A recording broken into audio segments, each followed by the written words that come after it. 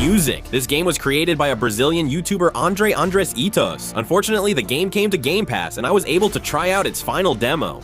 In this video, we're going to explore all the missions in the story mode of the initial green area, showing each strategy used so you can win too.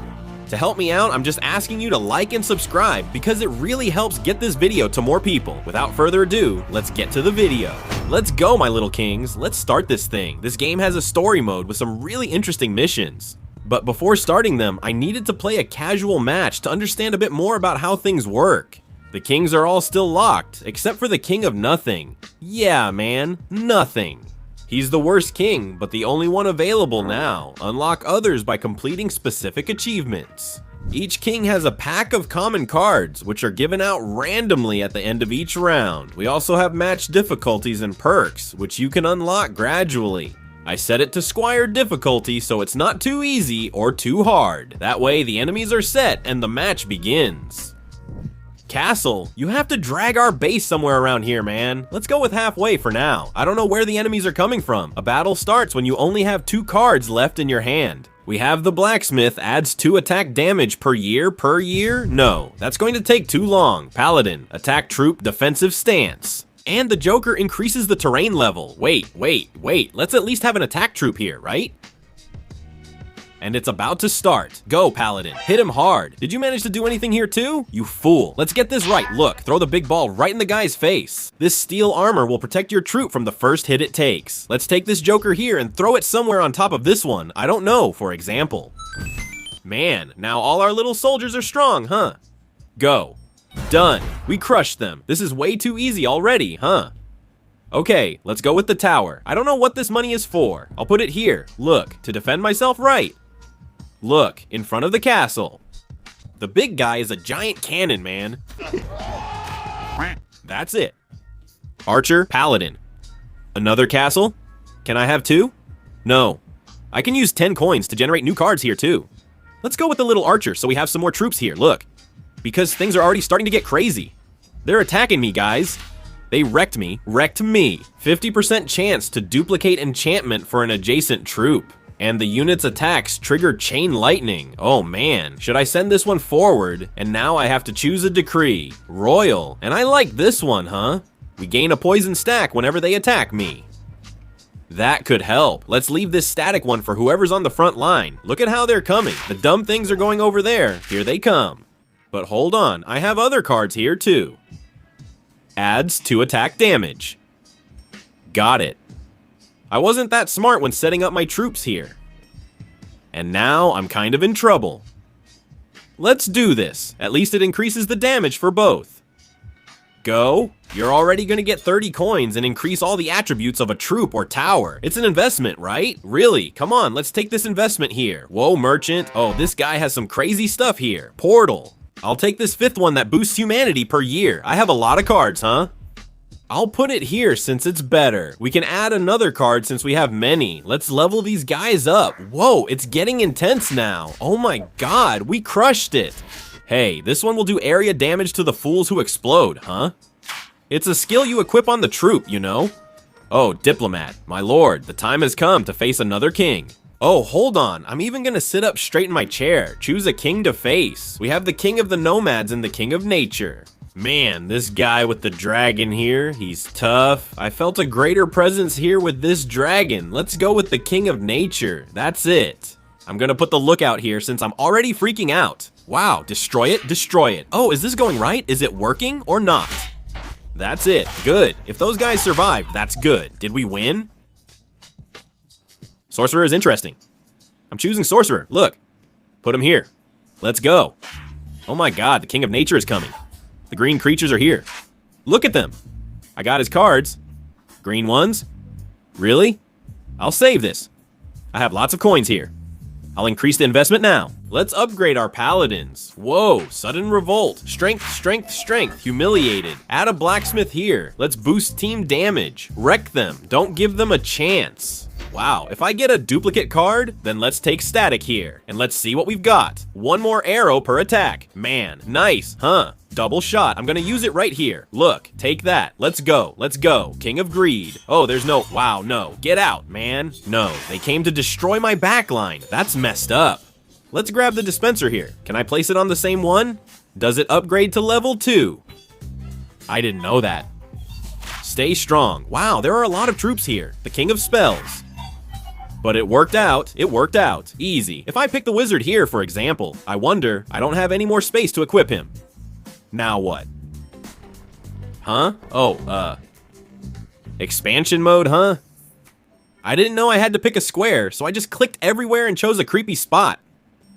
I should have picked back here, but it's fine. It's our first time. We're still learning.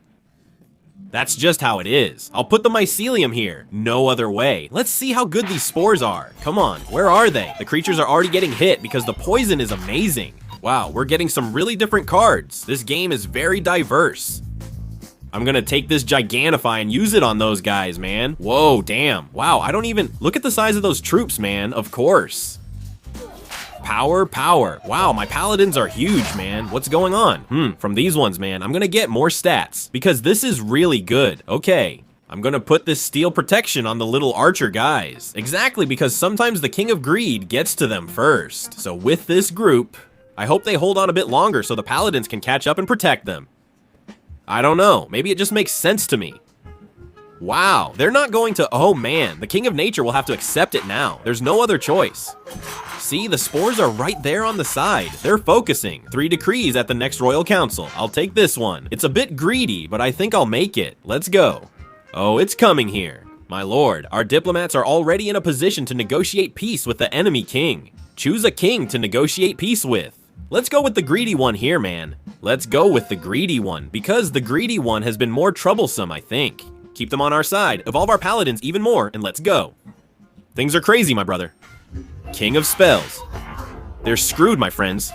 The paladins are way too strong, man. It's over. Oh, there's going to be an expansion. Come on, little expansion. I'm gonna put one here. Look, I can send a little thief over here.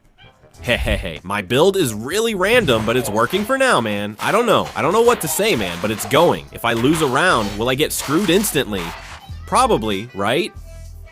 Yeah, the King's New Decree. I can pick 3, can I? Isn't that my quest? That's right. The shots now deal more damage. Oh, this is cool, huh? Look at that. I really can choose 3. Nice. That's crazy. Now things are getting serious, huh? It increases the range to deal area damage, man. Okay, I'll go with this one. I'm picking Fireball again. I can get a clone of this thing here, and then I get a 5th one, and I can upgrade even more over there. Something like that. Nice. Wow, now we're strong, okay? Dealing area damage with fire. My friend, it's dealing poison too. That's a lot of continuous damage, man. My DPS is insane. And the King of Nature is leading the final assault. I have to use all the cards. I can't use all the cards. What garbage? I have to sell. My friend. Now I'm screwed, okay? Come on, King of Nature. Come on, King of Nature. Set fire to the trash in the back. Set fire to the trash in the back. Man, what's going on there? What is that guy summoning, man? Go, go, go, go. Oh my god. What's happening? I'm losing some troops now, man. Am I only left with this one alive now? It's just the trash heap here. Hit him. Hit him. This guy just won't die, man. It's over. King of Nature. That's trash. Your kingdom prospered. What's your plan, your highness? Can I start a new match? Let's continue. What happens next? Kingdom expansion. I'm going to play a bit more so we can see how far the game goes. Oh, chaos increased and enemies are stronger. Speed up the attack. These ones are trash. Oops, I trashed those guys. No, it's getting hard. I'm getting wrecked. Wow, not like this. Now it's just chaos. They won't die. The game wants me out. I'm not lasting at all, and he still has his whole army. That's crazy. No way. How much health do I have? It's over. That's all the health I have. There's nothing left. 38 minutes in, we reached level 2. We survived 40 years, and we have mission mode unlocked. Now we can play in mission mode. Yeah, cool, man. We can test it out and see how it works. And the advantage is that all the troops start with 10 HP. The base has 10 in all attributes, and let's go check out our perks screen. I'll definitely equip both of the ones I can. And after that match, I got to understand a little bit about how things work. It was time to start our mission to play the story mode. First of all, I want to explain to you a little bit about how this story mode works. Basically, in each mission, there will be some kind of restriction and a specific enemy that you'll have to face. Sometimes you might come across terrain limitations, card limitations, or even money limitations. Each mission is very specific and you'll have to find a way to duel. And my intention here is to show you how I beat each of the missions in this whole green area. The game has several areas and I'm really curious to get to know all of them. But in this video, I'm going to show you all the missions in the green area, and from what I understand, that's where you control King of Nothing. In other words, for all the missions, you'll have to use King of Nothing and his main cards to win all the matches. But let's get started. Let's begin with the mission Colorful Enemy. And before I show you how I managed to win this battle, I want to explain a few things to you. First, little by little, try to memorize the decks of the other kings. This is important because every time you win a round against a specific king, sometimes you'll be able to choose a card from his deck. So it's much easier if you already know which cards he has. Sometimes there's that one card that can totally change your game. Another very important detail is to pay attention to the timeline that's right at the top center of the screen. That's where it shows what's going to happen in the rounds, or in this case, in the following years. Each round is a year, and there are some situations that always happen. For example, we have the Year of Prophecy, where an interesting buff is chosen and will arrive after 9 years. And usually it will show you in which specific areas of the base this buff will be applied, so try to use that to your advantage. We also have the Year of the Royal Council, which is when we get some upgrades that can change the course of the game, the Year of the Merchant, and the Expansion, which you have already seen before. There are also indicators of when the final fight is coming, so be prepared for that. That's all, my friends. You learn by playing, so let's go. I found out how we can beat this colorful bastard. In this mission, we'll only have the King Jack of the rainbow cards. I started my game there focusing on the ogres, because I had tested the slimes before, but they started spreading all over my base, and I didn't know how to deal with them. I thought it was kind of messed up. Soon the Year of Prophecy arrived, and the prophet said we would have the Baby Boom Blessing. That means in those randomly chosen lands, any troop that exists there will be eliminated and duplicated in 9 years. It's very important to keep that in mind. With this temple card, I get a 10-point increase in any random stat of any land. Every year you'll get some kind of boost. It's a pretty interesting card. This echo power will mirror the chosen land to some nearby empty land. It won't work if it's already occupied or too far away. At the start, I was already messing up a little, but trust the process, my friends. The Year of the Royal Council had arrived, and everything was about to change. I picked Development, where you get Joker for each empty land, and since our base was pretty bad, I managed to get a lot of cards. That way, I maxed out my orcs and the temples too. It was still kind of bad, but I managed to survive. What I was missing was more troops, and honestly, I was getting pretty worried. After the war, I picked Paladin, and luckily, the Year of the Merchant arrived, and with it, I bought Procreation. With the Paladins, I filled the prophecy slots, and that way, for now, I stopped struggling. I also put the haste card on my orcs, but honestly, I wasn't too confident about it, until I saw the guys flying at the enemies really fast. Yeah, guys, don't underestimate the power of haste, huh? In the next rounds, I managed to focus on leveling up our golems to the maximum level, and in year 11, we reached the Year of Prophecy. As expected, all the troops were duplicated, and now, my friends, things got crazy. One of the most overpowered cards in Jack's deck is Enlarge. This card simply doubles the size, health, and damage of the selected troop. So I started buffing our golems like crazy. When I got to the next Royal Council, I realized my orcs were dealing 100 crit damage. Then I picked up the Iron Fist ability, which doubles the critical damage dealt. And of course, I made the golem even bigger. Check out the size of these guys, man.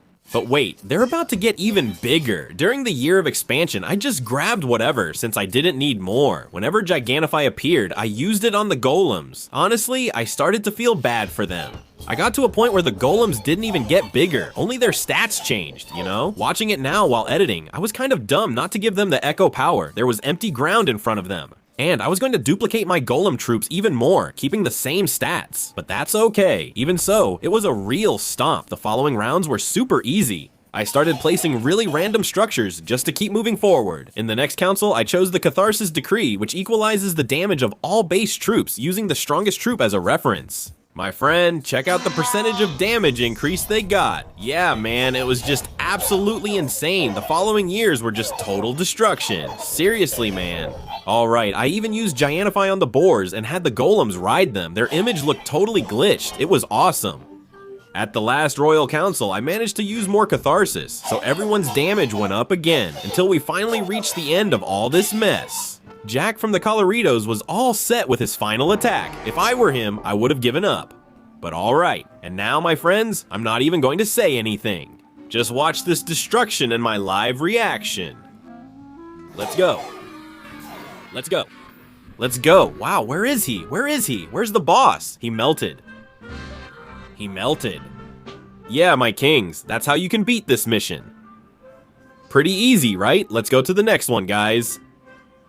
Yeah, unfortunately the power went out, okay? And I've already beaten this mission here. It was super easy, to be honest. There wasn't that much excitement, so to be honest, you didn't miss anything, okay? It was really, really easy. Yeah, my paladins got really strong. It was very chill. I was on this mission here when the power went out. I was already on the third one, and I think I can continue it here. Look, continue the match. You guys will catch it right from the start. Not much had happened yet, but at least anyway. Here we are, right? It's over. Hey, what a bummer, huh, man? Damn.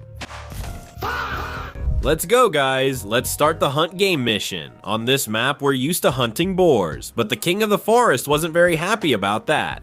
We'll have some fixed forest terrains. The boss will be the king of nature, and from his deck, we'll only get boar cards and nothing else.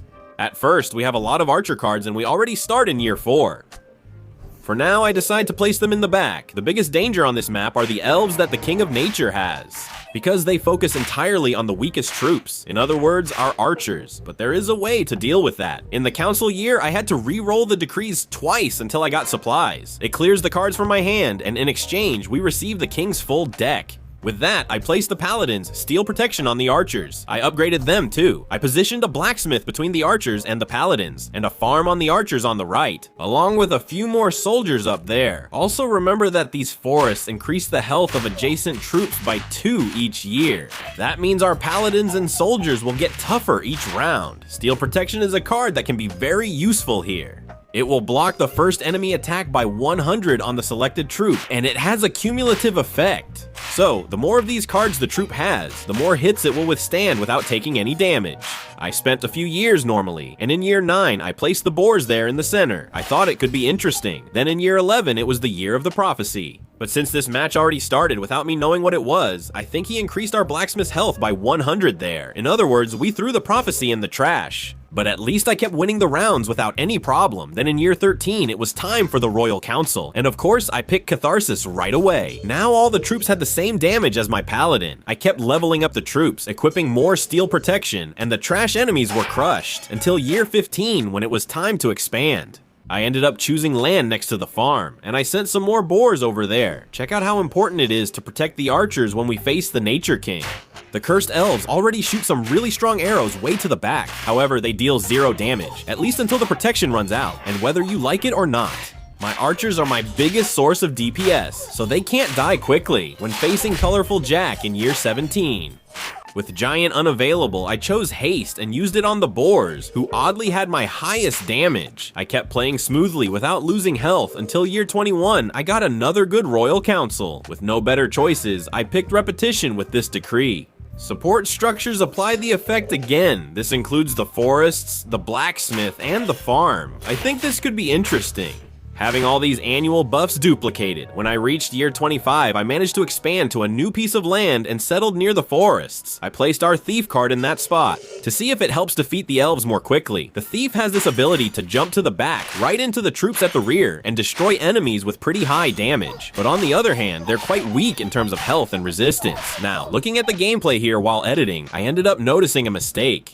And I failed to upgrade the blacksmith or the farm to the max level. But here's a tip for you, don't forget to upgrade the structures, because that way they can reach more land at once. Moving forward, we reached the merchant's year once again. I bought procreation, ice, and shields. Yeah man, I was loaded. I put the ice on the thieves to lower the elves' attack speed. The procreation went to the paladins, and the shields to the soldiers. Because man, those guys were way too tanky with all those forests on top of them. And now with this card, so it's crazy. Nobody can stop them anymore. After that, my friends, I went through the last rounds until I reached the final battle. I cleared everything that was still pending and started the fight. Let me tell you, man, I was really worried because this guy's front line here is really strong, which made the elves, they could even destroy all my files. Luckily, my soldiers and my entire front line were really tough, but even so, I was still pretty scared because the fight took a long time. It took so long that a message popped up on the screen saying stalemate.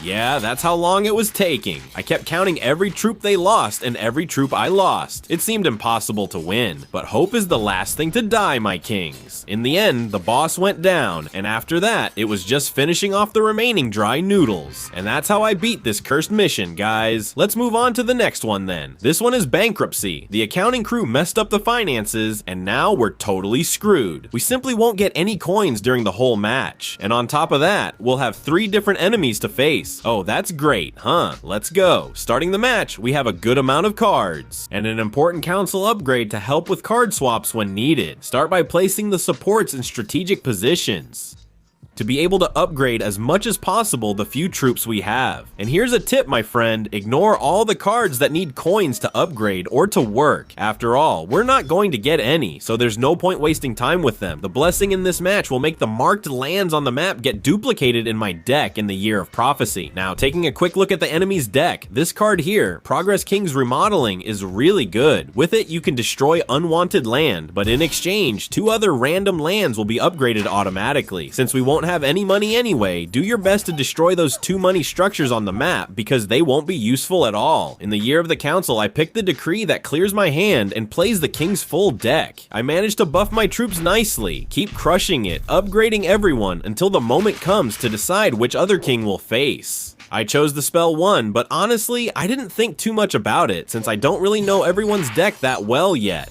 And remember, I'm using that initial buff at the start of the match that let me re-roll up to 9 unwanted cards.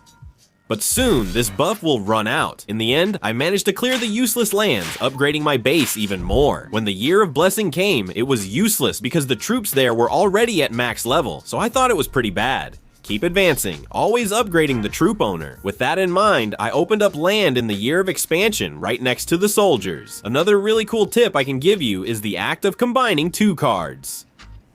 For example, if you get a card that gives you benefits for destroying land, and you also have a totally disposable card in your hand, sometimes it pays off to place that useless card on the base, just so you can use the other card next year to destroy it and get the benefit. That's the case with the offering card. When you eliminate the selected land, you get 3 random cards from the tome. And look, some interesting things came up, so you know, right? This is just one of the ways to combo in this game. In year 21, I selected the Banquet Decree, which doubles the HP of all troops, and that's when I also installed the Pinnacle, a structure that heals troops that are close to dying. Another interesting one is the Lighthouse, which increases attack speed by 2% per round for all adjacent troops. With these buildings, my friends, our base was already pretty strong. At certain points, the game will let you make peace with a king of your choice. Think carefully, because not only will you stop facing him, but you'll also stop receiving his cards in your deck. Keep it up.